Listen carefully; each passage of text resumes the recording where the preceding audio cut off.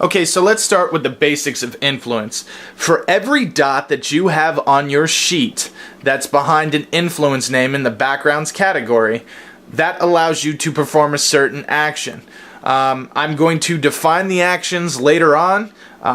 Certain ones like attack, block, boost, combine, conceal, defend, follow, grow, stealth, trace, watch. Those are all actions that you can use, or you can sacrifice those type of actions in order to kind of cash in on your influence. Now, you have to take a look at each level of influence. So let's say we go with street. This would be considered street 1. With street 1, I'm not going to run down kind of what Dark Epic says, but let's say with street 1 I can identify most of the gangs that are in the area, okay? So if I wanted to use my street 1 influence in order to, find out what gangs are in the area, that street influence would be done for the influence cycle. Or I could use my street 1 by, let's say my street influence is drug dealers. If I want to grow my street influence by making sure that my drug dealers have the latest and greatest stuff out on the street, that would be my action. I could not use that street influence again until the end of our 2-week cycle, so I wouldn't be able to grow and find out information about gangs. It's kind of one or the other, alright? But for every level that you have is also another level or another action that you can go ahead and do. These are kind of, points. So if I wanted to, use one of my street levels to grow, I wanted to use one of my street levels to, find out what gangs are in the area, and then I wanted to use one of my street levels to, watch for something, I could do that with this, because I have 3 levels of the influence. So with that stated, there's also other things that you can do too. Let's just say I'm using my level of street influence. With the levels of the street influence, now I could have 3 separate level 1 actions if I wanted to do that. Or I could have a level 2 action and a level 1 action. Or I could have a level 3 action. Now all of these actions are defined in Dark Epics. I'm not going to go through them. You can take a look at the book. Also too, if there's something that you think that, with your specific level that you have of your influence, that, it might be realistic that isn't outlined in the book, talk to me, talk to, one of the STs, and I'm sure we could probably go ahead and work something out to see if it's feasible. So after this, the next stop that I'm going to go through is what the actions are and how to use them. Okay, so the first influence action I'm going to talk about is the most fundamental action that you can do, and probably one of the most beneficial, and that action is growth. What growth does is it enables you to actually physically get to the next level of your influence. So let's go back to street. Now, as we stated before, for every level of influence that you have, that enables you to have an action to use. So, I have level 1 street. I get 1 action, so that's, my growth action. Now, in order to raise your influence to the next level, you need to spend a number of traits equal to 3 times your current level. What that means is, if you have street 1, you have to have 3 grow actions in order to raise to street 2. Alright? Now, if you were to have street 2, you would have to have 6 grow actions in order to get to street 3, and so on and so forth. We have our influences cycle once every 2 weeks, so you could use it this 2 weeks. Let's say you do a growth, and then 2 weeks after that you do another growth, and then 2 weeks after that you do another growth. So in a month and a half, if you devote all of your efforts into growing the next level of street, so long as nothing happens before then, you would be able to spend 1 XP and get your second level of street. So another basic influence action that you can use is the influence action of watch. What watch enables you to do is it's kind of an ear out in your certain area of influence to find out certain things that are going on. So this would be considered, let's say, a level 1 watch. Alright?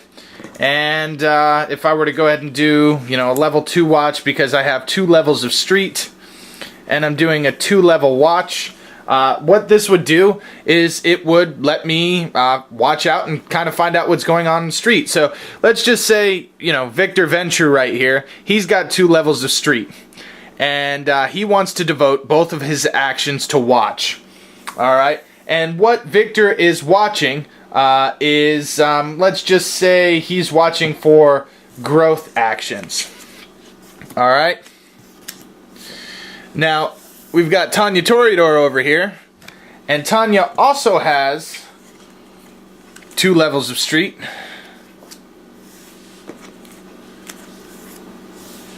Okay? And Tanya is growing both of her levels of street as well. What Victor would see on this go-around is that, since he's watching for growth, he would see that there is one source that is growing. Generally, watch will go ahead and preempt things like trace. So, if Victor was really, really interested in finding out who was growing their street influence, after a successful watch, he would have the capability in order to trace that influence and, go from there. So he would be able to find out, so long as Tanya didn't go ahead and put up any other preparations, he would be able to find out that Tanya was the one that was growing the influence. Now, with Watch 2, it's not just necessarily watching for growth. You can watch for other things like attacks. You can also go ahead and watch for blocks. You can watch to see if somebody is following you and only you.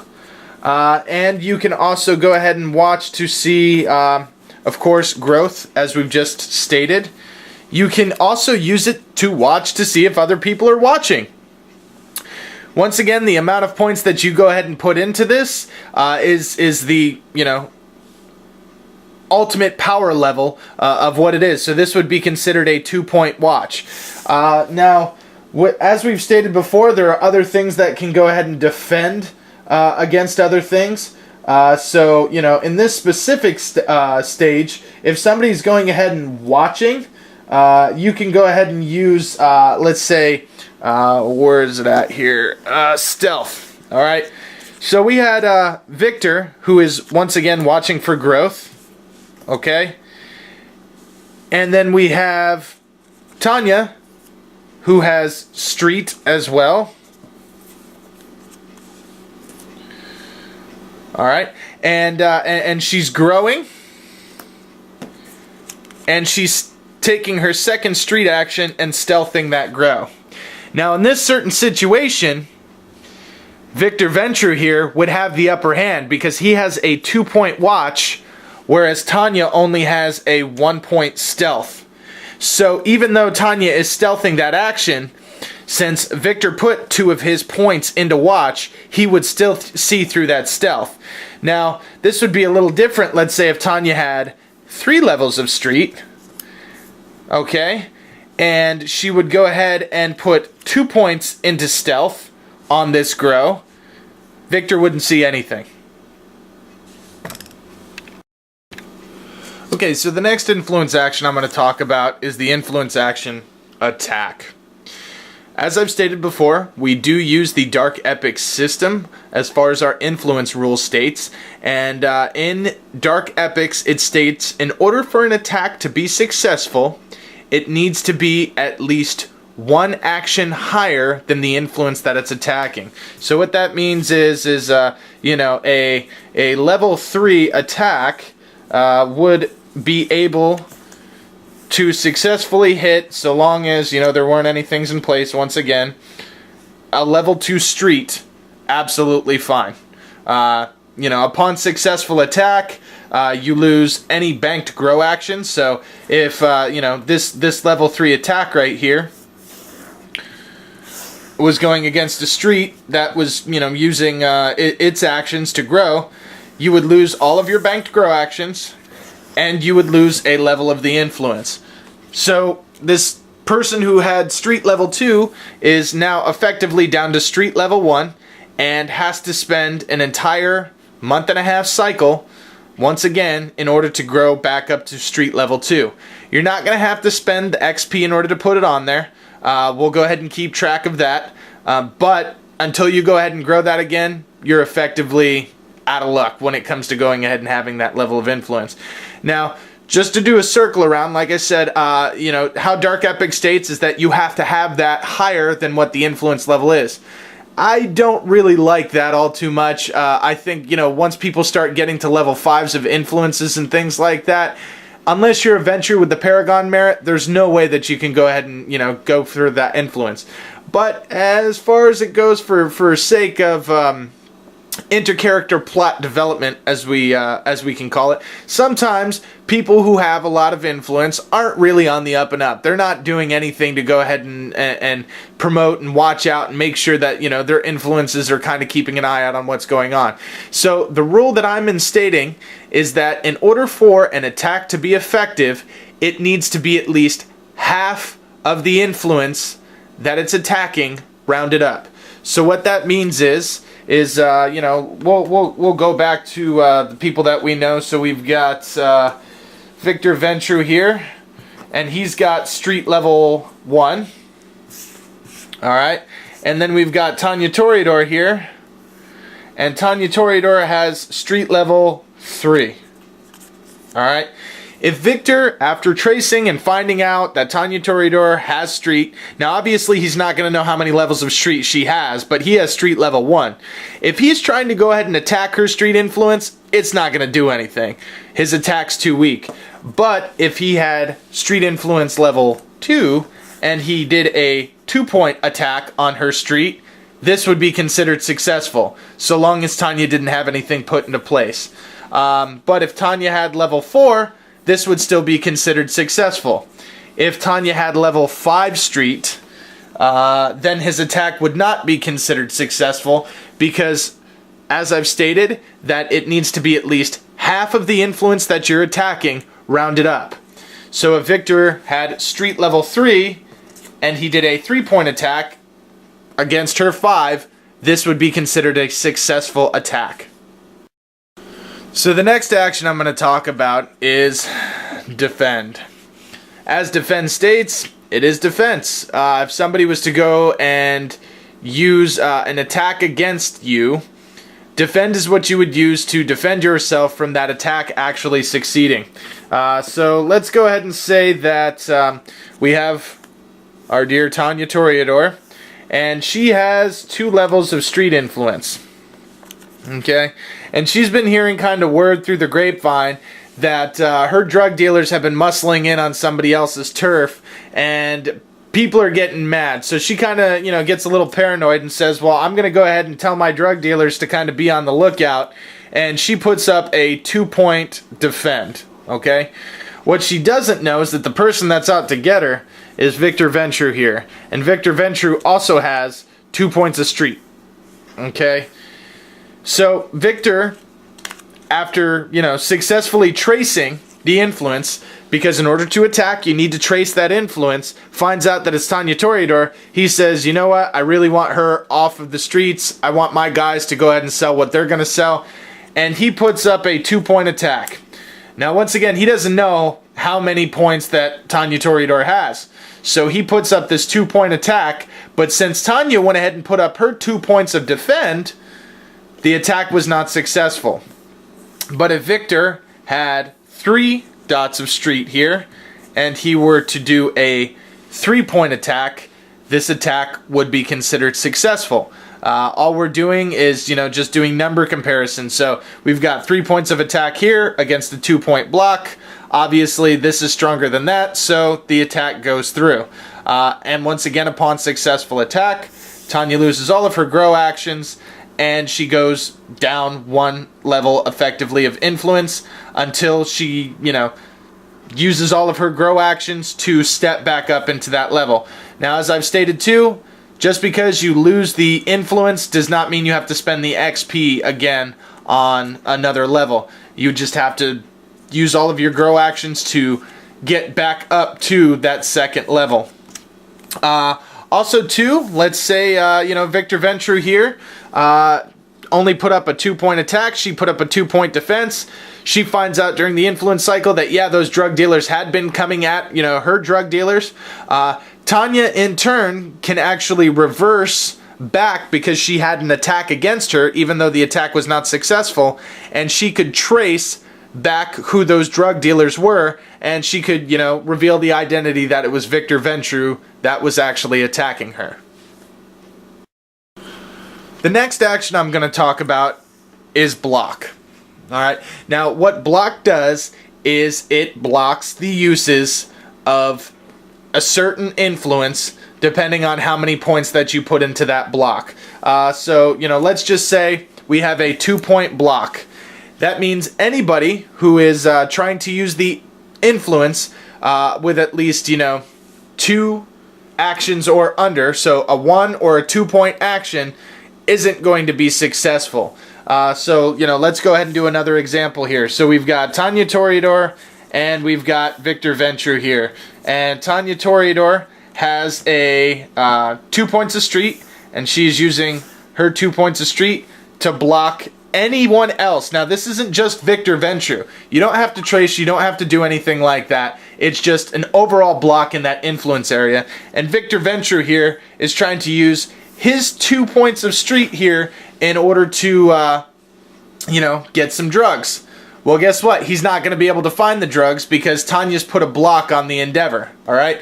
Or if he's only using, 1 level of his street influence to find out what the gangs are in the area, guess what? It's not going to work because Tanya's already put up the block in the area. So everybody's keeping tight-lipped. Nobody's saying anything, alright? Now, if, Victor Ventru here had 3 points of street and he wanted to do a 3-point action, then that would be successful because it would override the block. But if he wanted to do 3 1-point actions, they would not be successful. Or if he wanted to do a 2-point action and a 1-point action, those would not be successful because there is a 2-point block put in the area. So the next action I'm going to talk about is the boost action. Now, boost is directly involved against block. We had attack and defend before. Boost is kind of the defense against a block. So we'll use the example that we had before. We had Tanya Toreador. She went ahead and put up a 2-point block. Alright. And then we had Victor Ventru here with his 3 points of street. Alright. And all he was trying to do was a level 1 action. Alright. He was trying to find out what gangs were in the area. But he can't do that because Tanya's been putting up a 2-point block. Alright. So what he can do is, even though he still wants to accomplish his 1-point endeavor, he can use his 2 remaining points to boost that action.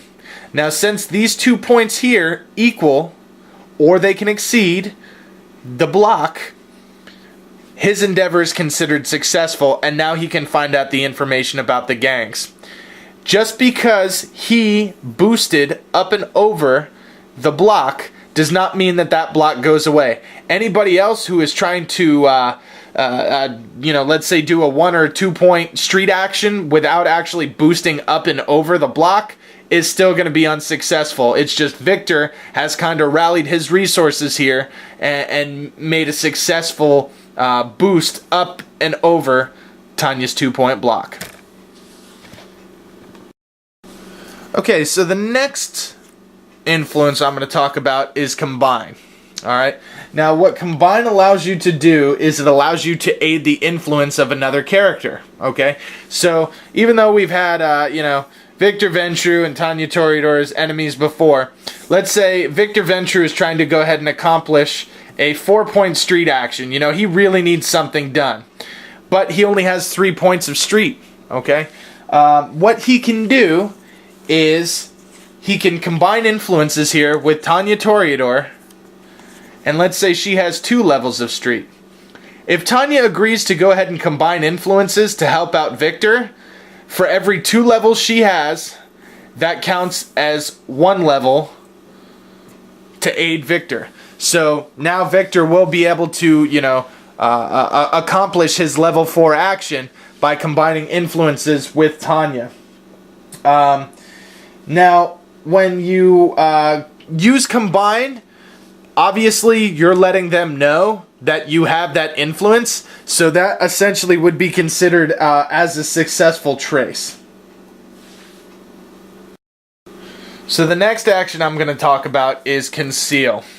Okay, conceal is the defense against trace. Now, depending on how many levels, it's kind of like attack and defense. Depending on how many levels of conceal that you go ahead and put up, will depend on, whether or not the actual trace goes through. So we'll go back to the old standbys, Mr. Ventru, Miss Toreador, okay, and let's just say that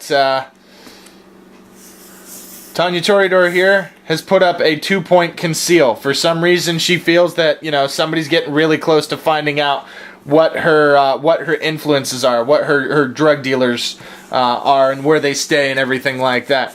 And Mr. Venture here, after successfully watching, because Tanya, was trying to grow her drug dealer influence, Victor put up a watch for growth, found out that there was a source that was growing.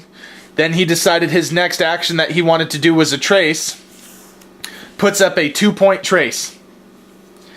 Since Tanya has 2 points of conceal up, Victor's not going to find anything. He's going to see that there was, something there, but now it's not there anymore. It's kind of went into underground. But if Victor had level 3 street and put in 3 points of trace, this would override the conceal, and he would still find out that Tanya Toreador was the one that had the street influence. And then from there, he can, go forward to whatever he's going to do. Okay, so the next action I'm going to talk about is follow. Alright, now in order to go ahead and follow somebody's influence with your own, there needs to be some preemptive things that are done. Okay, you need to obviously watch to see, depending on what you do with the watch. Let's say, you watched for growth. You found out there was a source for growth. You went through and you did a successful trace. Exactly, that's it, WTF. Okay, and you don't want to attack somebody's influence, so we'll go back to our old standbys here. So we had Mr. Ventru here. He was watching for growth. Tanya was growing, so he did find out that there was a source of growth. He decided to trace that, and he found out that Tanya was the one growing her street influence. He doesn't want to attack Tanya's influence. He just kind of wants to follow and see what's going on. So, Victor has 2 points of street influence here, and he is going to do a 2-point follow. Alright, so that means that Tanya, if she was to do a 1 or a 2-point action, or even a 3 or 4-point action, let's say she has 4 levels, if she doesn't take the proper precautions, Mr. Venture here is going to go ahead and find out everything that she's doing with that influence. Now, Tanya can go ahead and protect herself, which is the next thing that we're going to talk about, through use of stealth. So let's say she did a 2-point action. Alright, so, she used a level 2 action to go ahead and acquire drugs. Alright, and then she used her remaining actions to put up a 2-point stealth. Victor's not going to find out about this. But if Victor had 3 levels of street, and he had a 3-point follow, and she only had a 2-point stealth, he would still see what's going on. Okay, so the next one I'm going to talk about is stealth. Okay, now what stealth does is it's kind of used as an extra action that you have to counter the use of follow and watch. So the number of traits that you put into stealth, as long as it exceeds or equals the level of the follow or watch, people aren't going to find out about it.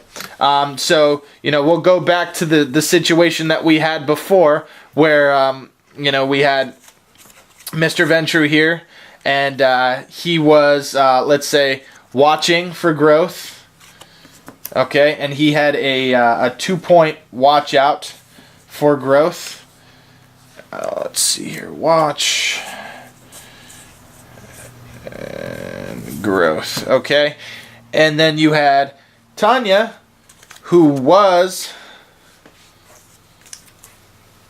trying to go ahead and grow her influence. Now she has 4 points of street, and she, you know, wanted to go ahead and obviously grow her street, if she wanted to be super, super careful, where's the other G here? There it is. So let's say she wants to be super careful. She doesn't want to put all 4 of her points in grow because, you know, she's kind of afraid to see if somebody's gonna, you know, find out whether or not she's growing. So she's gonna use her remaining 2 actions to stealth her grow. That means that Mr. Ventrue here, his action would not go through because she's doing 2 points worth of grow, but she is stealthing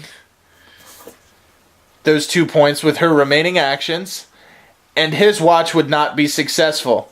Same thing with a follow. You know, just replace the watch with a follow or whatever that you're going to go ahead and do. But if Mr. Ventrue here had a 3rd point of watch, and you know, and he was watching for grow, and she only has 2 points of stealth, his watch would be noticed, or excuse me, his watch would be effective, and he would notice that Tanya is actually going ahead and growing her influence. Okay, and the last action I'm going to talk about is trace.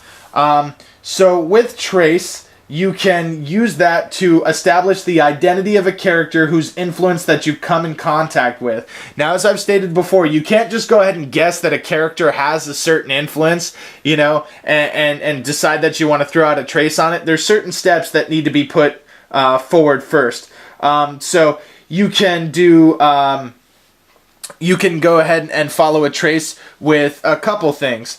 So let's say somebody went ahead and attacked you, okay? So since they attacked you, you came in contact with it, you can go ahead and turn around and trace that influence back, alright? Now, so long as he doesn't conceal that attack, alright, if he concealed it, trace wouldn't go ahead and go through. Once again, comparing points, yada, yada, yada. But if he attacks and he doesn't conceal, then you can go ahead and trace back that attack, okay? Or if you come into contact with a block, let's say somebody went ahead and put up a block and they're not concealing that block, all right?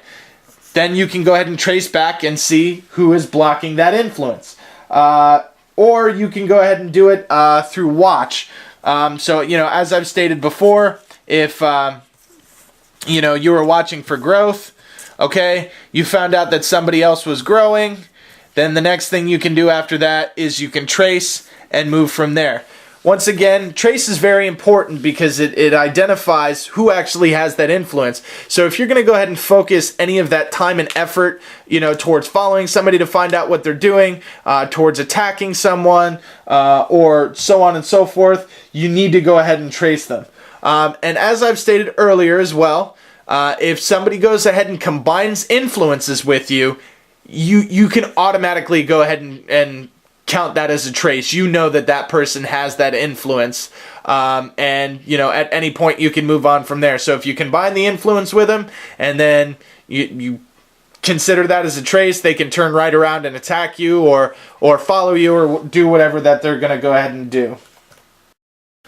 So after establishing that successful trace 2, since you put in all that time and work, you can't just simply turn around and tell somebody else that, hey, I know that, you know, Victor Ventrue has street influence, so you should probably go ahead and attack it. It doesn't work like that. You went ahead and put in all that time and effort. In order for you to relay that information, it's considered far too complicated to do so.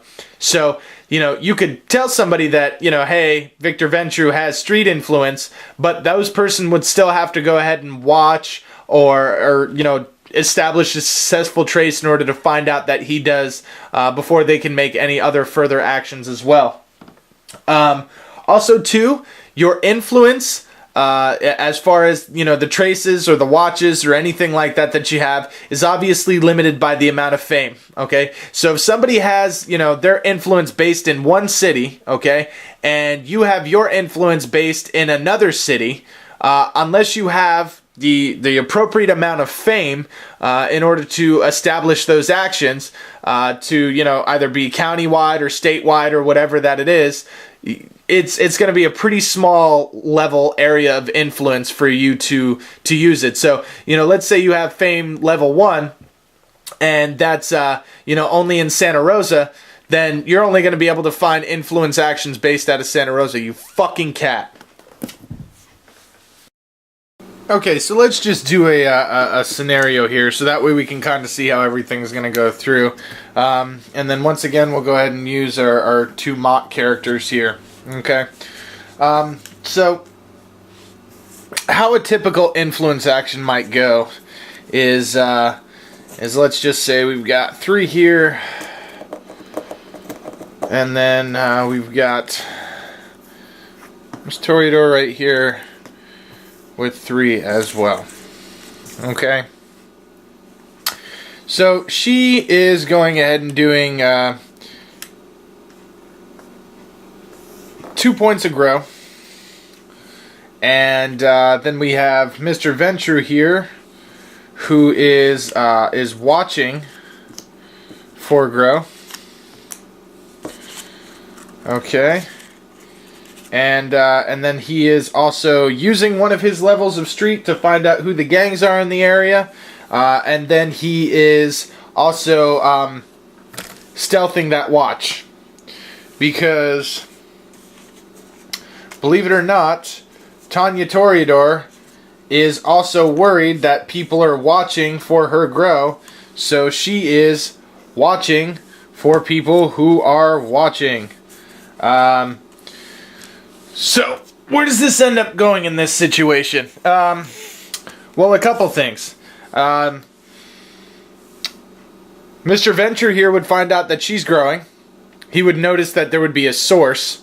It wouldn't necessarily mean that he would know that Tanya's growing. But because she is watching for watch, and he is actually stealthing his watch, she wouldn't see anything. Alright, so the next step after this, 2 weeks goes by, you know, and then Tanya's still doing her thing. She's already got 4 banked grow actions. In order for her to actually get to the next level of street, she would have to do 9 grow actions. And let's say from here, because he knew that one source was going through, he's going to go ahead and use his 3rd action right here to kind of trace and find out where this is coming from. Because Tanya didn't put up a conceal, his trace would go through and he would find out that it's Tanya Toreador.